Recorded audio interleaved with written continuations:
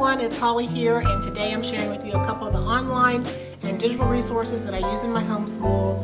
I'd like to interject a variety to our homeschool, even though we use a core curriculum. We use the GetEpic curriculum, and I will actually link somewhere in here and below the curriculum videos if you want to go back and take a look at what we're actually using with my girls. And but as I mentioned, I like to mix things up a little bit. I like to learn different styles and expose them to a lot of different ways of learning.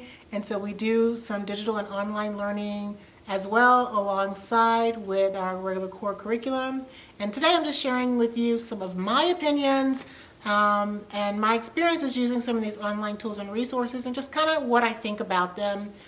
In no form or fashion is this video sponsored by any of these, or just know that this is my opinion from my own personal experience using them. And I just wanted to get on here and share with you in case you are looking for another resource, in case you're interested in a different perspective on some of these, and maybe you've heard of it and you just haven't explored it. And so hopefully this video will help you in some way to give you some more information and resources and tools that you can use in your toolkit while you're doing your home education with your kids.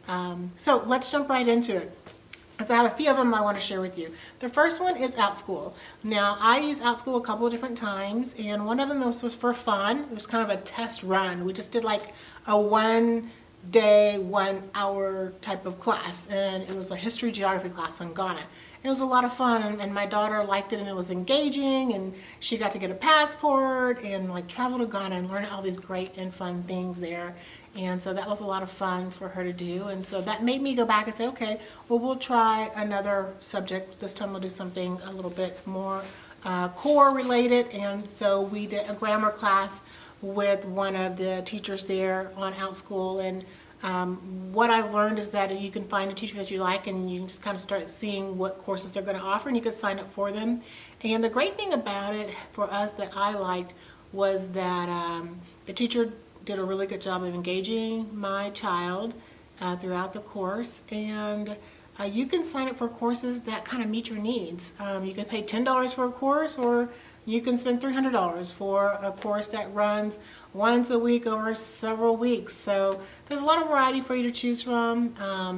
For me, it was worth testing it out and checking it out. I think my first class I did was like maybe $10 just to kind of give it a whirl, and so it was really neat. And I say get on there, check it out, see if there's anything on there that you might like or want to interject or use with your homeschoolers, and I'd love to know what you think about it. But we liked it, and I might go back and visit it again. As I said, these are purely my opinions. This is not sponsored or anything, but it definitely gets a thumbs up in my book. I would definitely revisit Outschool again in the future. The next online resource that I've used is called Elephant Math. And it is a gaming math type of program where your child gets to get online, and your child gets to pick like an animal or character that they're going to use, and they basically are learning through gaming. And so they get to play these math games, and they are learning a lot, and it helps, and it gives them this elephant age. So your child can grow, I think they say within about 3 months to a full grade level or a full year of worth of growth and learning in like 3 months. And it was true. At first you kind of questioned, like, oh, it doesn't really seem like they're learning anything. I mean, they are. You kind of see some of the things, but you really don't know how deep it's going unless you go in and there's like a worksheet side where you can actually print the worksheet and see the math that's associated with what they're learning. And so that's kind of neat to see. And I've had my kids on there. We did it for probably 6 months, and then we got off for a little while because I got bored with it. And then they started talking about it again, so we got back on there again for like 9 months, and then we got off again. So it's one of those things that's a subscription that you pay for month by month. You can end it at any time, and it was fun for my kids, and they actually grew a lot in their math and what they could do. I was really pleasantly surprised at how much growth and knowledge that they were able to obtain, retain, and be able to apply just from playing these games, these math games online. So another good one in my book. I don't think any of the ones I have on here are going to get a poor review. Well, I don't think so. Let's keep going. The next one is ABC Mouse, and I'm sure we all have heard about ABC Mouse, but my kids love it. It's fun when they need to be on a screen time. I'm that parent that will like to use screen time when I can to help offset work that I need to do that's not school related. And so this is something that I've had in place for probably about 5 years that we've been using in my family. That ABC Mouse has been really fun because there's a lot of games on there, and there's coloring, and there's math, there's reading. You get to go through like a little town, you get to collect points and redeem the points. So it's learning, and it's kind of fun with the game aspect of it, but it has a lot of core curriculum and things that your child can learn in just basic reading, writing, and math, and those type of early education development tool type of skills and knowledge that they need. Now, I know ABC Mouse just came out with like an older age program, or a program for older kids, like 8 and above or something like that. I haven't tried that one. We've only been on the original one, and it's been great. And like I said, we've been on there, probably have had that subscription about 5 years, and we're going to continue with it as long as my kids are able to use it. And I feel good with them being on a screen doing something that's engaging and that they're able to learn from, versus just watching something that I have no clue about. So it's a great tool to have.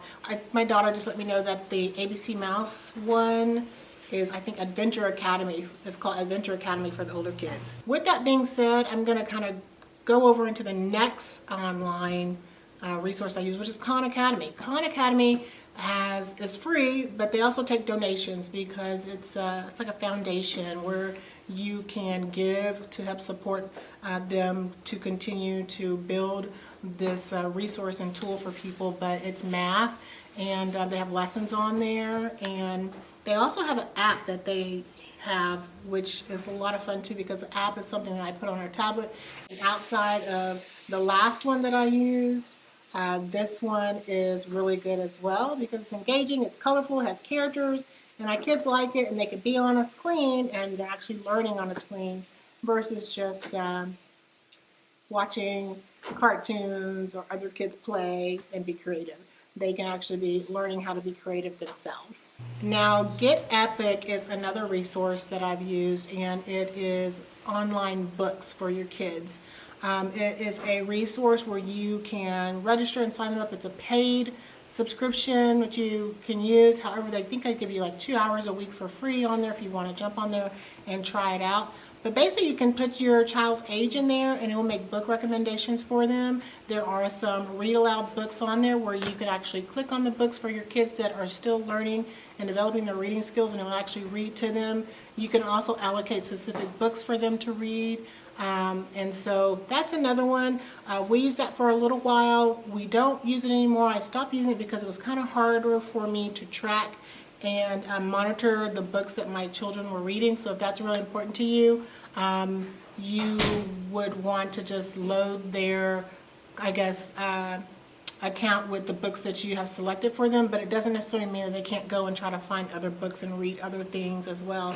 It does keep track of what they are reading, so they kind of get a little star system, rewards on there to kind of track and monitor it, so you can see what they're reading and go back and look at that. But it's just something to keep in mind if you do decide to jump on and give GetEpic a try. And I'll try to remember to put all of these resources in the information box below so you can go back and actually look and see how to get to these resources and look into them more for yourself. So you guys, you may or may not hear, I've had a little bit of activity going in the background. That's just my family coming in and getting some things done. So I'll try to tone that out if I can, but if you still hear it, I'm sorry about the extra background noise. Moving forward, I want to share with you about the next resource, which is teaching textbooks.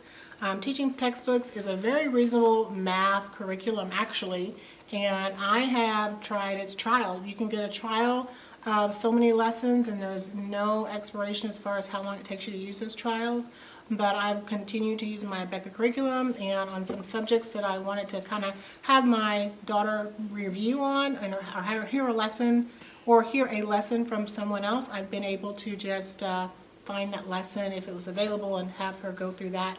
And that seemed to be a lot of fun too, because it's very interactive and engaging, and it has stars and awards and things like that, which kind of makes it interesting and exciting. And it's very colorful also for them. They have a test on there where you can go on there and have your student test to see like where they should start at in that program. And so you can just buy that and use it as your curriculum, or once again, you could use it as a supplement and do it online. I believe they also have a workbook to go along with it. I'm not sure. I'm still kind of learning a little bit more about that one and trying to see if it's something that I actually want to use in place of our current curriculum in the future. But the fact that they give you this trial is really great. So I highly recommend you check that out if you're looking into trying a digital online math course, because this one is really neat. We like what we see so far as a supplement. I don't know that for me and what I'm looking for that it's going to be as exhaustive as I want my child to have hands-on and application in math skills, but it is still a really great resource if you're looking for something or a way to have your child taught math if it's not an area that you're strong in. So I just have a few more and then we'll wrap up our video today. The next one is Read Theory, and readtheory.com is an online resource that you make an account for, and basically your child gets a few paragraphs that they begin to read, and it tracks their reading level. So it will have your child read through a little story and have them answer some questions, and every so many that they get correct, the vocabulary words become larger, and it kind of progresses them through to different levels. So you can find out what your child's reading level is, whether it's kindergarten, first grade, second grade, third grade. It kind of just gives you that information so you know where they are, and you can kind of see what size of, I guess, vocabulary and reading comprehension that they could handle. So just check that out. It's very simple, very basic. I mean, that's all that it is.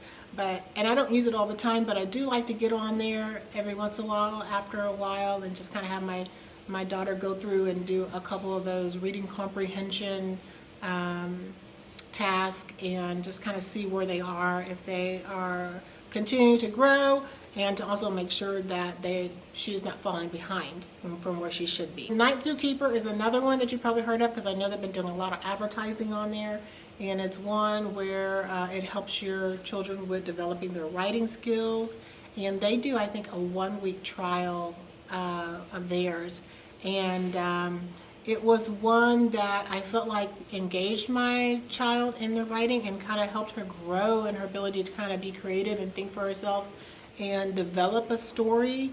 However, it's one that I chose not to continue the subscription on for many reasons. One was because I believe it was like engaging with a lot of other students, and I could not manage and monitor that.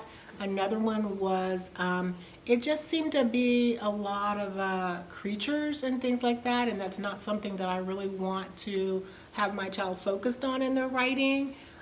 Because they're making a creature or an animal or something that's in the zoo at nighttime, and we love animals, but I wanted to kind of remove the element of them interacting with other creatures and things that other students may have been creating, and that exposure. So be careful with that if that's important to you. But other than that, the way it went, it seemed like it was going really slow, and I was really wondering whether or not my daughter was learning anything from it. But I think it did help encourage her in her writing, because once we end up canceling it and then kind of going back to writing pen and paper and me kind of helping educate her in that area, she seemed to be a little bit more confident. So if you don't mind, I guess, the theme that they use for this resource, then it might be a good one for you to try out. Of course, I can't let this video go without saying that the last major resource that we use as digital and online is YouTube. YouTube has so many great resources available that are free, educational learning through music, for math and reading and English and grammar and you name it. And I've been able to find resources that are fun for the kids to watch, whether it was videos on nature or history. And so I may need to just do a total separate video on some of my favorite YouTube I guess aids for homeschool. And so let me know if you're interested in seeing a video like that. make sure you comment below and let me know, and I'll work on that for you. But that kind of concludes some of the digital and online resources that I use in our homeschool, and so I hope that you've found some of them, some of the information I've shared with you helpful and valuable. And once again, I appreciate you watching and joining today. And if this is your first time joining and clicking on my video, welcome. We'd love for you to join the community. You can do so by clicking on the subscribe button below, and it's free for you to join our community. And make sure you also click the bell so you'll be notified of my next video. And thanks again so much for watching and joining me today, and